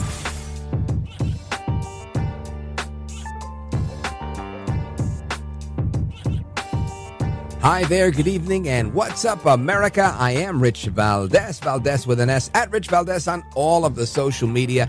Happy to be here with you this Friday night. Another hour with you. We're live, we're national, and our phone number, 833-482-5337, 833-4-VALDEZ. I'll be getting to your calls momentarily. And we talked about a lot tonight. Speaker Johnson reelected to Speaker of the House with the endorsement of Donald Trump, Donaldus Magnus, El Trompito, the 45th and 47th President of these United States. You also had the Surgeon General weighing in, saying that alcohol is now a likely predictor of cancer, which can be easily avoided. And my question to you all, the American people, is, are you going to stop? Will you stop drinking because they said it causes cancer? I'm really interested in knowing. Again, the phone number, if you want to weigh in on that, 833-482-5337. And President Trump today was mentioned in the news by all the reporters because Judge Juan Merchan has decided to sentence him. We've got a report on that. Listen to this. The sentencing will happen just 10 days before Inauguration Day, the judge indicating there will be no jail time imposed. The judge rejecting Trump's push to dismiss the verdict and throw out the case on presidential immunity grounds. He said he found no legal reason not to sentence Trump and that the case needed to come to a conclusion prior to his swearing in on January 20th. Trump was convicted in May of 34 counts of falsifying business records to hide a hush money payment to porn star Stormy Daniels in the days leading to the 2016 presidential election. Mr. Trump facing the possibility of punishment ranging from a fine or probation to up to 4 years in prison, which we now know jail is not on the table. And the judge said that Trump has the option of appearing in person or virtually for the sentencing next week. Now, Trump's communication director putting out a statement saying, quote, there should be no sentencing and President Trump will continue fighting against these hoax until they are all dead. Yeah, listen, I agree with that. I think that is, I wouldn't show up either, right? If I just won a whole election to become president, I'm not about to show up in court. He did that. He spent the whole time he was campaigning, he was fighting these 4 cases. So, yeah, I'm with that. And I want to go to the calls because a lot of people on hold from Missouri, from Vermont, from Idaho, from Illinois. Let's go to Illinois, WLS, and check in with Nick real quick. Nick, what's going on? Yeah, can you hear me okay? I'm on speakerphone. Yeah, you sound terrific. Go for it. Oh, thank you. Usually girls tell me that. But anyhow, I was telling the screener that, have we forgotten about Flynn way back in the past? General Flynn, he got set up by 2 FBI agents who told him that we just want to talk to you about a few things. Don't worry about it. Everything's going to be okay. And then there's some inconsistency what Flynn talks about with them. And by law, if you lie to an FBI agent, even though I don't know what happened there, but even though he might be lying to you about something to set you up, but if you lie to him because of the setup, then you can be charged with a felony. And then have we forgotten about Butler, Ohio, where people are screaming and pointing out to law enforcement people, there's a guy up there with a rifle. He's got it aimed towards where Trump is speaking. And the guy got off several bullets, and one poor guy got killed, and 2 other people got wounded. I don't know how their recovery is going. I mean, and then this business about this Judge Merchan, I don't know what the world's going on with these people. He's not the only one. There's a lot of them like him. He's talking about, well, he's going to show some generosity or something or other. Look, I wouldn't be surprised if you're from that area. I was just a little kid who grew up in Brooklyn, New York. But, when you go up the Hudson River to Ossining, New York, there's a prison there. It's called Sing Sing by its nickname. I wouldn't be surprised if they would use that as a joke. So, well, we're going to send him up the river and see if he likes it. Well, you know what they were actually talking about, Nick? Instead of Sing Sing, they were talking about sending him to Rikers Island, which is in the East River, right? or right in the Hudson. Yeah, I think it's in the East River. And it's in the Bronx. And this is where they were saying they were going to send him. And I have a contact that works there that was telling me that the Secret Service actually at one point did a cursory tour of the place to see if they do in fact sentence Trump and he has to be there. They were going to have him have his own section on Rikers Island, and it was crazy, the things that Alvin Bragg was trying to push on these fake, phony fraud cases. But you're right. They came after Flynn. They came after Trump. They will come after you and me and anybody else that gets in their way, because the deep state knows no bounds. Nick, thanks for the call, brother. Shout out to WLS Chicago. Let us go to line 3. I need a first name. What's your first name, line 3? Prophet Murphy. Prophet, Prophet. Mr. Murphy, how are you, sir? And you're calling from Burlington, Vermont, WVMT. What's on your mind tonight? Well, I predicted 2002 that Burlington was going to get an earthquake, and it came from Washington, D.C. Well, now I'm predicting another earthquake for Washington, D.C. January 20th, there's going to be a devastating earthquake for Washington, D.C., which is coming from let's Vermont. See. Let's see what happens. They heard it here first. If there is an earthquake on January 20th in Washington, D.C., Mr. Murphy, who claims to be a prophet, has brought that to our attention today. So we'll see if you're a fake, phony, and fraud, which my gut tells me you are. And if I'm wrong, I'll eat some crow. Thanks for the call, brother. WVMT in the building. And I want to continue the conversation. Let us go to Bill. Bill is calling us from Jefferson City, Missouri on KLIK. Bill, go for it. Yes, sir. I see that Joe Biden is going to do the homily for President Carter's funeral, and I'm thinking, oh my God, that. And the reason I think it's going to be bad is, well, President Trump is going to be in the audience also, I understand, and that's going to be kind of unusual. But anyway, back when Reagan had his funeral, John Danforth, a famous Missourian, gave the homily at the National Cathedral for Ronald Reagan. And in the audience was Margaret Thatcher and some of the royals from Europe, and also Jimmy Carter and Rosalind Carter, his wife. And I just thought that was one of the best. You know, I've reviewed it several times over the years, and it's just been so good. So anyway, Thursday, January 9th, 10 a.m. Eastern Standard Time, Mr. Biden, President Biden, is going to do the homily, and I'm kind of scared. That's got to be exciting, right? He might forget what he's saying. Oh, boy, he might have to, argue with the invisible Easter Bunny. I don't know. Bill, our resident historian, calling us from Jefferson, Missouri. Thank you for your call, brother. Godspeed to you. I appreciate it. And let us go to Paul, Boise, Idaho, KBOI. Paul, go for it. Yeah, it's Paul. Thanks for calling on me, Rich. Yes, sir. I was thinking about Marchand before you were talking about him. He was on the news, and I was listening to him about the way he conducted the trial. And it was very unusual. It was very unfair, and it was one that never should have happened in the first place, which kind of made me stop and think, because he was supposed to be recused. He was supposed to have been taken off the trial to begin with in the first place.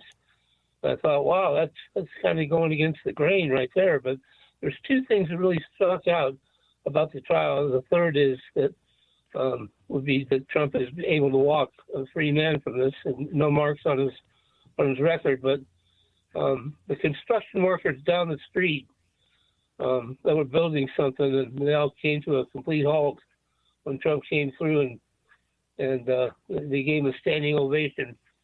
And they just, you could see the love for him. It was just obvious that, it was not going to go good for Kamala no matter what. But the thing that was disturbing... she never had, Paul, she never had that kind of love or that kind of support that Trump gets. She could never fill the stadiums the way he does. She doesn't have that gravitas. And it's not to say she's not as good as him. That's clear. That's not the point I'm making. The point I'm making really is she's not as good as a lot of people, right? She doesn't possess these qualities that kind of make people want to follow her, to to follow her lead because she doesn't have a lead. And I think that's part of the big issue here. But you're right about Mershon. He was just trying to show off. He was just trying to get in the game here. You do his part as a good Democrat, I would suppose, and help his daughter out who was raising money. Or was that the other one? I think that might have been. Yeah, that was him, Judge Juan Mershon, his daughter. So, yeah, anyway, Paul, thank you for your call, brother. You're one of my favorites here. Always very proud of all your achievements and your 30 years of success, and always appreciate hearing from you, brother. Shout out to KBOI. Folks, I'm going to take a quick pause right here, and then when we come back, we're going to talk about the fabric of America, the American family, and what holds families together, marriage. Don't go anywhere. This is America at Night with Rich Valdez.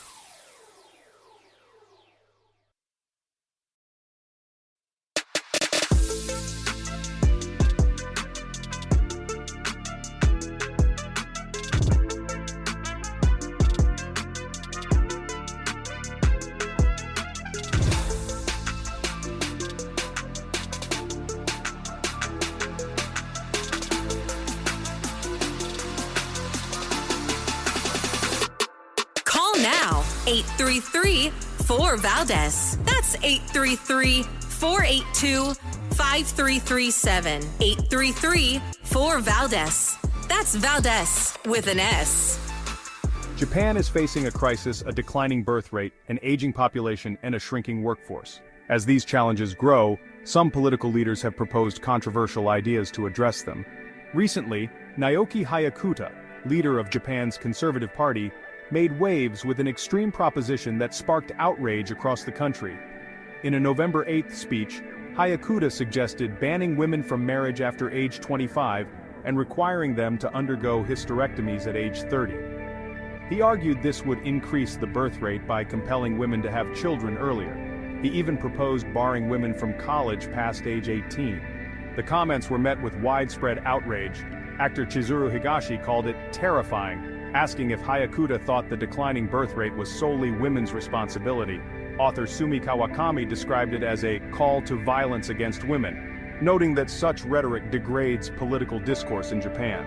After intense backlash, Hayakuta issued an apology, retracting his remarks and stating they were purely hypothetical, a science fiction storyline intended to spark debate.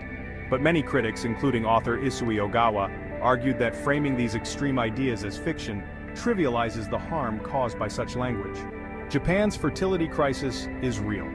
Official data show a 5.7% drop in birth rates in 2024, highlighting the urgency of the problem. But while the nation seeks solutions, many believe that such extreme proposals undermine women's rights and distract from meaningful policy changes that could genuinely address the issue. That's a report from the Daily Guardian on birth rates as they exist within marriages.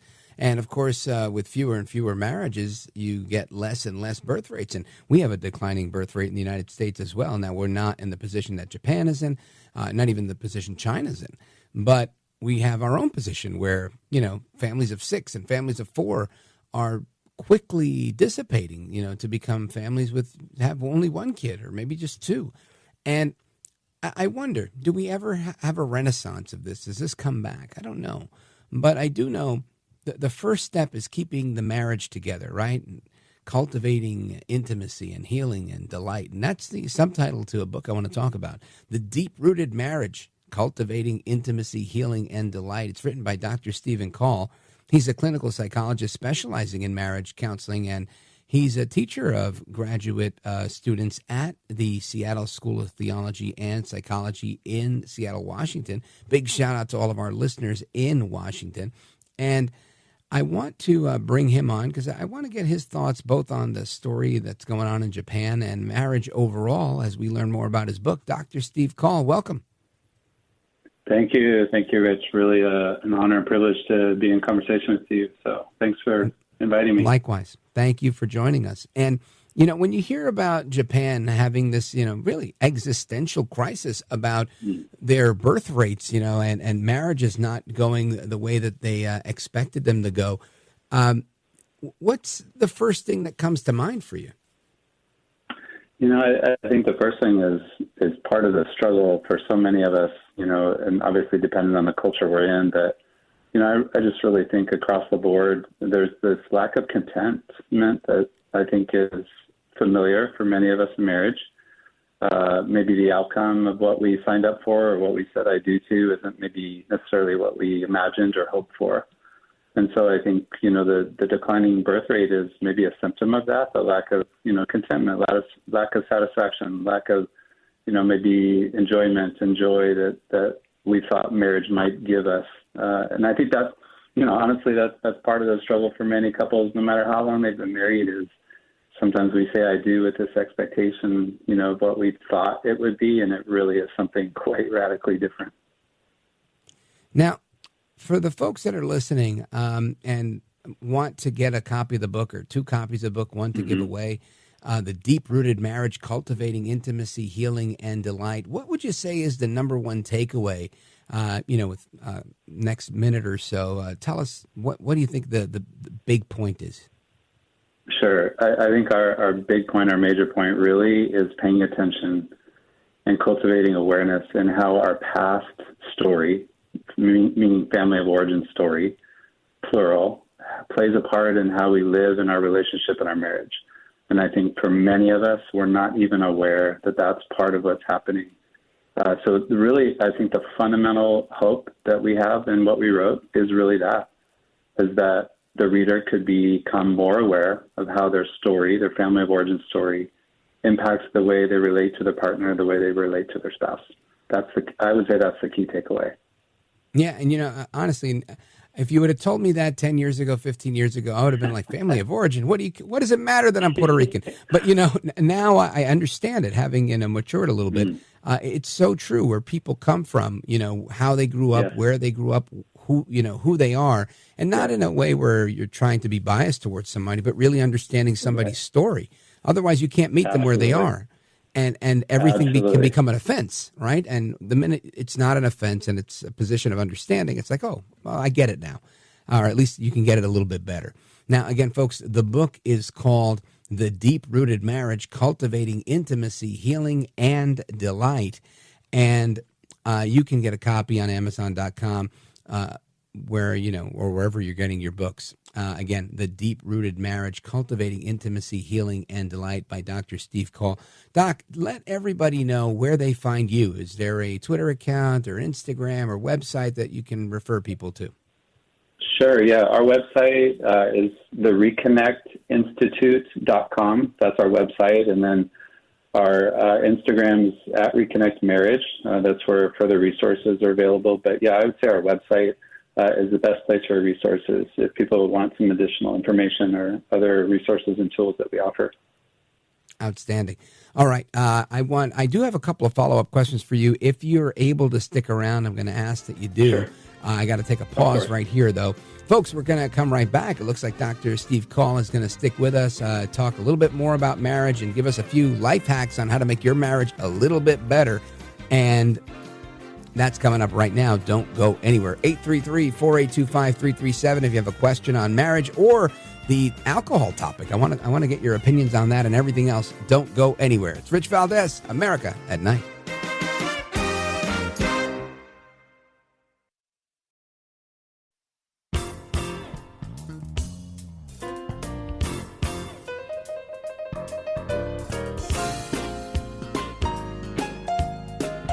Well, you, of course, have a track record now. People have heard you, and they know that, in fact, you've got the goods. You have the talent, and you have the ability to do a superb job. America at Night with Rich Valdez. Oh, such endearing words from the late, great Jim Bohannon. What a compliment he paid me. Thank you for that. But folks, by the way, you want to call in on the Legacy line, you're welcome to do it. 866-50-JIMBO is still active and going.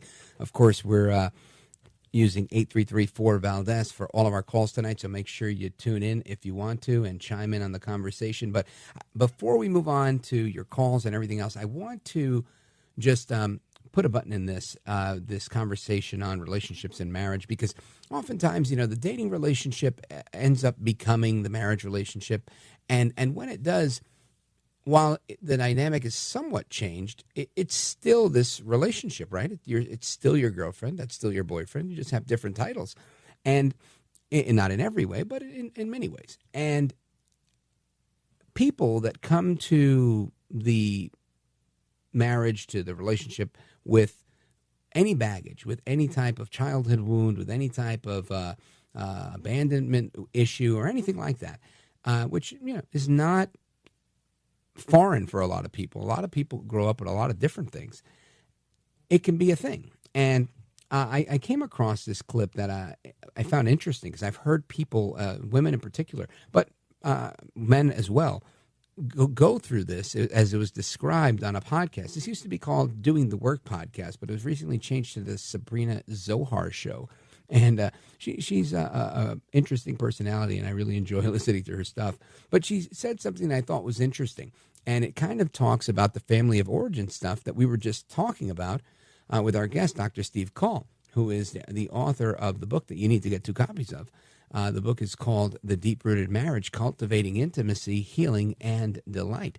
And she talks about how when people start acting differently, it doesn't always mean that they're about to hurt you. Listen to this.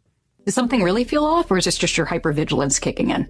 When we have hypervigilance, what that is it's your body and your brain in complete survival mode. So you are constantly scanning for either safety or a threat. And what happens is when we start to do that in our relationships, like, oh, wait, they didn't put a period at the end, or they didn't put a smiley face, or they said, okay, see you later, but they didn't say babe at the end of it. What happens is your body looking to either reaffirm your core beliefs that, see, they're going to leave me. I'm not good enough. There's something wrong with me and I'm not worthy.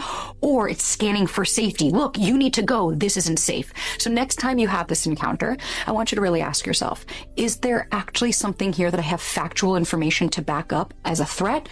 Or am I just projecting my past and insecurities onto this person because I'm actually scared of sitting in any discomfort and potentially trusting that this might be somebody for me? So I want to get the opinion of our doctor here, Dr. Steve Call, clinical psychologist, specializes in marriage counseling, teaches graduate students at the Seattle School of Theology and Psychology in Seattle, Washington, and he's the author of the book I just mentioned, The Deep-Rooted Marriage, Cultivating Intimacy, Healing, and Delight. Doc, when you hear this advice, and this is from someone that was heartbroken and started a podcast that I find interesting and has a very big audience now, but you're the expert, is what she's saying on the level? Absolutely. When I listened to her before and when she speaks around hypervigilance, it really is a core fear. And it's because of something in our story. It's not imagined. And I think that's what's so beautiful about what she's saying is it really is around this fear of abandonment, which is our core fear for all of us, by the way, and also this sense of seeking safety. When we've endured some form of trauma in our story, in our history, we are hypervigilant to find what is or who is safe. So it's a natural response. And so, I think what she's saying is just spot on, that we really want to pay attention to it in a way that honors our story. Now, how does that fit in with the family of origin story that you're talking about? Because to me, it sounds like if you don't know who you're dealing with or you don't know them well enough, and the example she brings up, right, that somebody texts you and says, hey, have a great day, or I'll talk to you later, but they don't say, hey, have a great day, babe, or, my love, or whatever pet name they give for you. That you could begin to create entire scenarios in your head, like, why isn't he calling me? Why isn't she saying babe? What's going on? Mm-hmm. What do you recommend for people like that, and how do you address that in your book? One of the foundational ways we address that, and we encourage couples and individuals, is really through what I would just say the simple notion of curiosity. Can I be curious about what my reaction might be connected to? Can my partner or spouse be curious about what my reaction might be connected to? That to me is the foundation of any form of intimacy, is curiosity. So being able to ask myself, but also ask my partner, I wonder what that's about for you. I wonder what that might be connected to.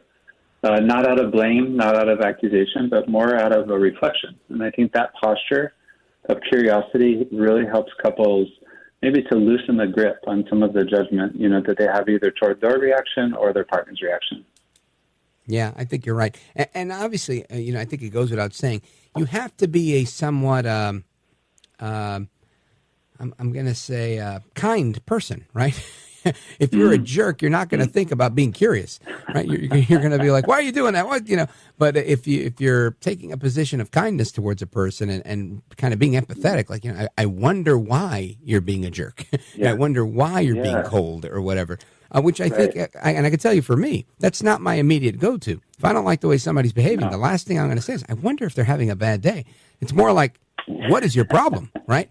And I think it's that grind and that coffee that's running through us and everything else, our backstory, our current day, the bills on the table, whatever it is, that's what's driving our attitude. And I think oftentimes you really got to check yourself and make sure your attitude's in the right place, because otherwise you can project all of your whatever onto someone else, onto a situation like that, instead of being curious, like you said. Yeah, I agree. I think kindness, obviously that plays such a significant part in the ability for me to be kind toward my wife around what her reaction might be, and I think kind about the reaction I might have as well. So it is a posture. It is a posture that we invite couples into, but it's a difficult labor. I think that's why so many couples and so many marriages can struggle, is that very notion of what you're talking about, the lack of kindness, which really breeds curiosity. Yeah, so be curious, be kind. Give us one more tidbit before we wrap on how people can either have a great marriage or save their failing one. One of the things that I say to couples that I see within the first maybe 3 to 5 minutes is that I ask the question, how do you play together? How do you play together? That is one of the most unseen, unnamed, untapped areas of intimacy, is how couples can play together. Often it's something I think for many of us we see as maybe frivolous, or we see as not as important. We've got all this work to do, etc. So I often will playfully write a prescription for couples. Play 10 minutes 3 times a week. That is the prescription that I say is the foundation. For most of us when we're struggling, it's where did play go? And that is a really central part of intimacy and how it can be cultivated is, any form of play, whatever play is, a walk together, a glass of wine, a puzzle, a show, just some form of engagement that says, I choose you and I choose us. And I think that's what play is between individuals and between partners, and particularly in marriage. Excellent advice, especially for the hard moments and the misunderstandings, even the moments of disconnection, because people need to ultimately honor each other. And I'm reading this from the description of your book, in order to build intimacy and reflect God's design for marriage. And I think that's key. Again, folks, the book is The Deep-Rooted Marriage, Cultivating Intimacy, Healing, and Delight. Dr. Steve Call, I want you to tell everybody where they can go to get a copy of the book. How do they follow you? I'm sure there's a lot of people right now saying, I need to call this guy. I need some advice from him. How do they find you? Give us the scoop. Sure. Thanks, Rich. Our website is thereconnectinstitute.com. That's the best resource. Our Instagram is at Reconnect Marriage. Those are the 2 best resources. And our book is pre-sale now and be made available on the 21st of January. There's tons of bonuses that are available if you want to order pre-sale. Welcome any book outlet, particularly Amazon and others, wherever you find your reads from. We're also, we did the audio, so we did the audio version ourselves as well. So that's the best resource, thereconnectinstitute.com. Outstanding. I can't believe you didn't hire me to do the audiobook, but I'll let it go. Folks, get a copy of the book, even the audio. I'm going to allow it. You know where to go. Go to the Reconnect Institute and, of course, get a copy of the book, The Deep-Rooted Marriage, Cultivating Intimacy, Healing, and Delight. Dr. Steve Call, really was a pleasure speaking with you. I appreciate you making yourself available for us, and I hope to speak with you again soon. Thank you, Rich. Really. You bet. Godspeed to you. And, folks, we come back with the rest of your calls in Georgia, South Carolina, and more. 833-4-VALDEZ. This is America at Night with Rich Valdez. Call now, 833-4-VALDEZ. That's 833-482-5337. 833-4-VALDEZ. That's Valdez with an S.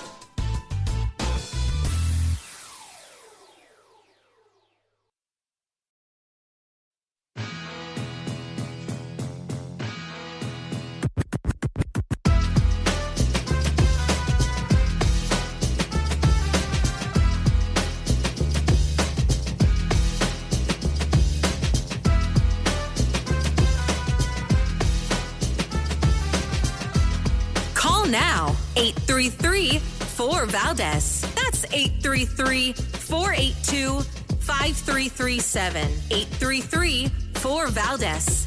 That's Valdez with an S. Since 1988, alcohol sold in the U.S. must have a warning label mentioning drinking may cause unspecified health problems. Now, U.S. Surgeon General Vivek Murthy wants to take it a step further by adding a specific warning about cancer to alcohol labels. His advisory mentions Ireland as an example. That country will soon require labels reading, "There is a direct link between alcohol and fatal cancers."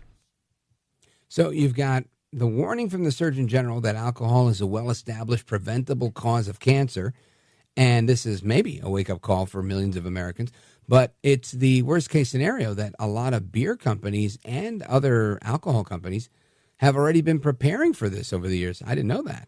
But major brewers, including Molson Coors, Anheuser-Busch, and others, like the spirit companies, Diageo and Pernod Ricard, they started growing their portfolios with new non-alcoholic drinks to attract new customers. Apparently, it's an increasing group of customers, particularly young customers who don't want to drink. I thought that's really interesting, who are ditching alcohol because of health concerns. And I could see that. I think gym-conscious people have a hard time going to the gym. I have a glass or two of wine, and I don't feel drunk, but I do feel it in the gym the next day, that's for sure. So oftentimes I'm like, nah, you know what, I'll pass. Anyway, there was a Gallup poll back in August that found that almost half of Americans say that having one or two drinks a day is bad for a person's health, the highest percentage recorded in the survey's 23 years, and younger adults were the most likely to say that drinking is bad for your health. The poll also showed that 58% of adults said they drink alcohol, and that's a number that's down 67% from 2022. So Gallup has a historic average of 63% going back to 1939. So it's always been up in the 60s, but interesting news nonetheless. So I want to know, are you guys drinking less? And, of course, calls on anything else like Congress and your marriage and your wife's and whatever. Let's go to Todd in Atlanta. Todd, go for it. Hey, Rich. Yes, I appreciate you bringing up this topic. I think there's definitely, a link between cancer and alcohol. It negatively affects every organ system in the body. That burning sensation you feel when you drink liquor, that's, epithelial cells being killed, I mean, nothing lives in alcohol. And they've, linked it also to dementia and Alzheimer's. Oh, yeah. That one I knew. And I've seen it happen. Actually, a very sad story I don't have time for, but a really good friend of mine back when I was a barber had a divorce. And after he got divorced, he became a big alcoholic. I mean, like fall down drunk. And he lost it, didn't lose his business, but it was at the brink of losing it. But he ended up losing his life. He got cirrhosis of the liver. And in that month or 2 months prior to his death, I would talk to him, and he would come up with the most outlandish things. This guy was in his 30s, but his mind was so far gone that the dementia was so severe, and it was just amazing, and not amazing in a good way, just really amazing in a really brutal way to see how alcohol can plague one's mind so seriously. So, yeah, really good point, Todd. Thank you. Shout out to WGKA. I want to continue. Let us go to Gil, Manila, Philippines, streaming the show. Gil, go for it, my brother. Happy New Year. Yes, a Happy New Year to you. First of all, I'm sure you're aware that January 7th would have been Jim Bohannon's 81st birthday. Happy birthday, Jimbo. We will celebrate that on January 7th. Okay. And secondly, your topic is drinking. My wife has made me give it up. I used to drink tequila, and I don't know if you're familiar with the Shelley West country song about Jose Cuervo. But no, I'm not. Yeah, but to paraphrase Shelley West, I will drink no more tequila. That's right. Oh, here we go. That's a great rendition. You sound really good, by the way. I hope you had an excellent Christmas. Gil in Manila, Philippines. Always appreciate it. You're one of the OGs on this program, and I really do love hearing from you. God bless you, brother. And we continue straight ahead with your calls. South Carolina, Arkansas, and more. 833-4-VALDEZ. This is America at Night with Rich Valdez. Call now, 833-4-VALDEZ. That's 833-482-5337. 833-4-VALDEZ. That's Valdez with an S.